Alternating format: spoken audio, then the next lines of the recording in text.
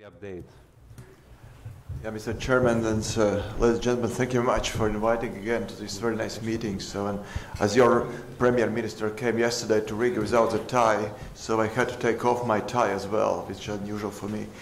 So last time I presented our data since 2008. Today I would like to focus more regarding the global registry Mario already said before. And as you know, this is really new generation of endovascular techniques, and concept depends on not excluding aneurysm from proximal and distal fixation mechanism, but rather depends on fixing the aneurysm inside of the aneurysmal neck. And thus we can, of course, treat larger proportion, not only simple patients, but we can treat patients with tricky necks and iliac aneurysms, which sometimes is a little bit problem using current devices.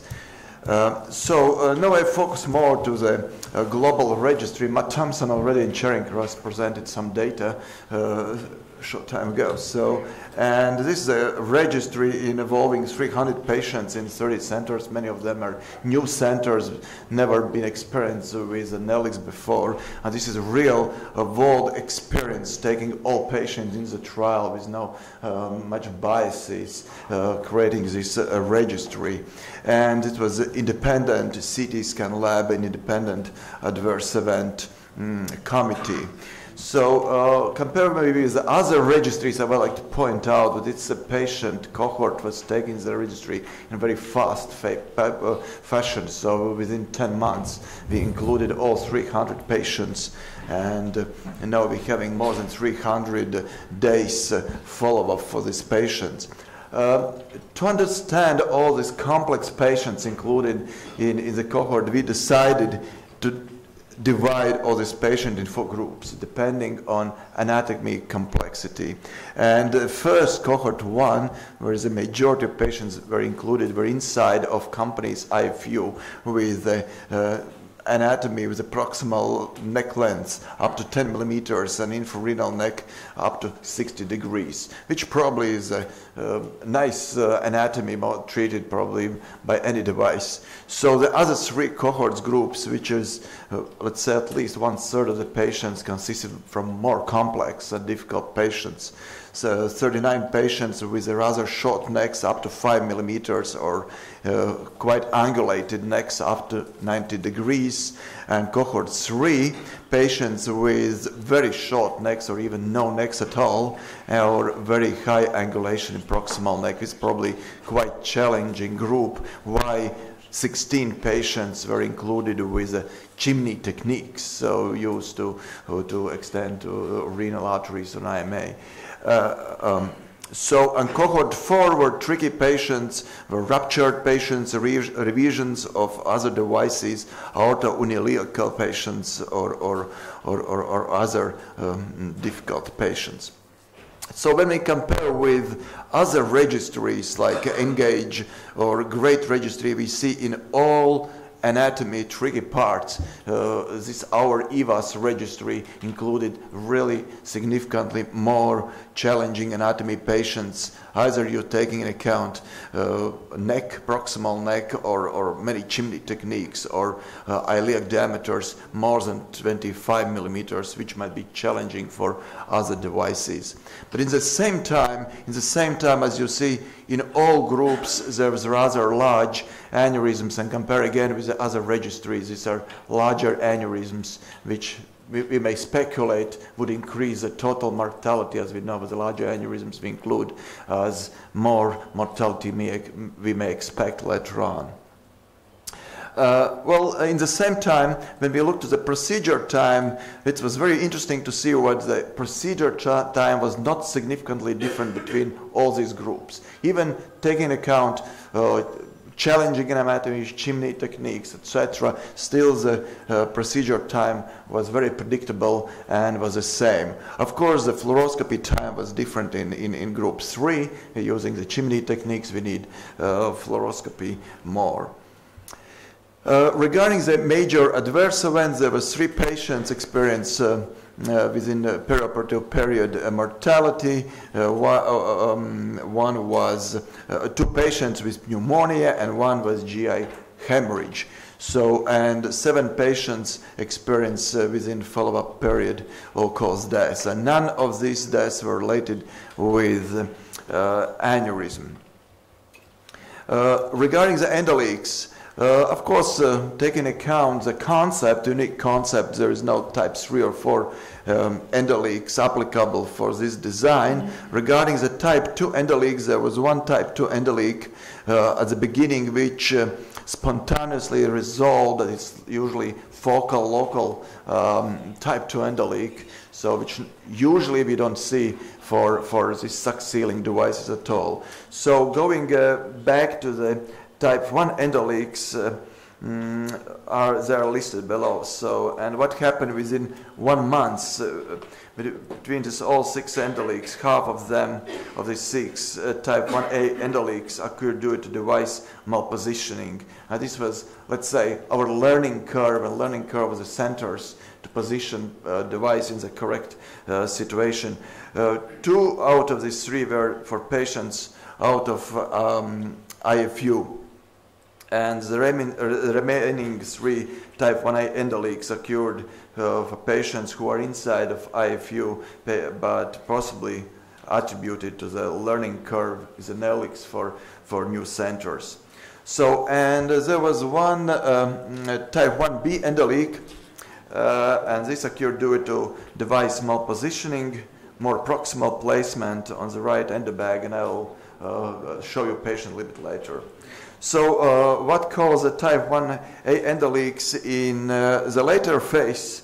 So a total of 4 new late occurring type 1A endoleaks were documented in the registry, and 2 out of the 4 late type 1A endoleaks occurred due to device malpositioning of IFU patients, and 1 out of the 4 late type 1A endoleaks may be a result of the early endoleaks that was just undetected and untreated. And the remaining late type 1A endoleak may possibly be attributed to the learning curve by the endoleaks. So, and of course, this follow-up for 2 non-resolved endoleaks, we are still looking for follow-up, and this data will come back later. So, but when we're comparing all these persisting endoleaks with other even IDE studies or CE-mark studies where we know this, we're having very strict criteria for inclusion, exclusion of the patients, and mostly none of the patients are outside the IFU. We see that our EVAS registry are doing pretty well. Of course, majority of the numbers you're seeing here attribute due to non-type 2 endoleaks, but still within type 1 endoleaks, the EVAS registry is doing very well. So I would like to show in the detail more the all 3 rupture cases we had, and one was secondary to type 1B endoleak, and this rupture was just the misplacement of the Nelix stent at time of the implant. It was placed to proximally and not extended. So, and this caused the rupture, as you see here, and it was successfully treated with endovascular techniques, just with iliac extender. Then on day 140 was retroperitoneal hematoma, not related with the device. This patient, on the time of open surgery, we saw that this was just aortocaval fistula which caused this. And one in day 164 was type 1A endoleak, caused by not treated 1A endoleak, and this was patient actually we scheduled for treatment of this endoleak, and just as a Murphy law 1 week before this rupture. Okay, regarding your interventions, note that the numbers in the table above represent the number of patients with events, and here's a list of what secondary interventions were. So endoleaks, as you see here, there's not so many endoleaks, and type 1A were embolized except for one that was converted, and type single type 1b endoleak was extended with a leg extension I already discussed before. There was 3 occlusions. One was treated with just thrombectomy, one patient was realigned, and one patient had bilateral common iliac artery stenosis and was treated with PTA and stenting after. And regarding the conversion, you see all the cases being described here. One patient had device malfunction, and this been fixed by the company and design was modified. One patient was elective conversion with no clinical symptoms, but just the physician decided he wants to do conversion because he didn't like the picture, I would say. And 2 patients were converted due to untreated endoleaks.